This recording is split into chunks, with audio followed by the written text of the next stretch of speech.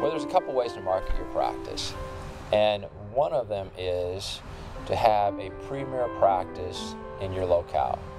When you do that, other dentists know, the community knows, and you've created value in your practice.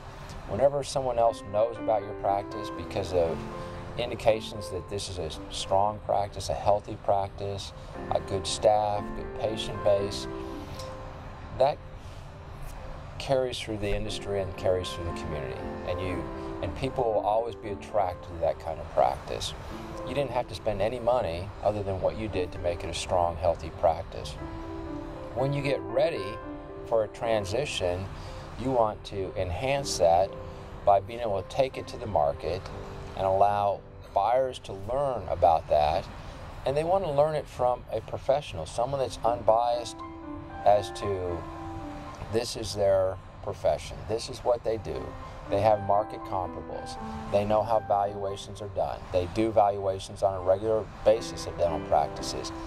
And they can then take that to buyers, and because one of the largest components and value of a dental practice is personal goodwill, you don't get into a situation where you're having to argue the value of your goodwill with the buyer, and then if there's a negotiating going on that value, then you're not in a position where the very critical element of goodwill is compromised, because the buyer might feel that goodwill is not worth quite as much, and you're negotiating a very valuable asset of goodwill, and there could be some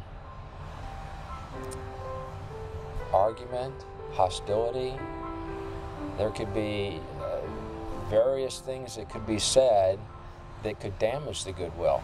And what someone needs to understand, you don't just damage the personal goodwill of that dentist, but you damage the goodwill that's been built in that practice with staff and with patients. And so preserving goodwill and handling a transition the proper way goes a long ways in enhancing the value of that practice for a buyer. And so we don't ever want to compromise that. So there's a right time for the buyer and seller to be talking, and there are times when you make sure that the buyer is educated without him interfering with the doctor and his practice and some type of negotiations over goodwill.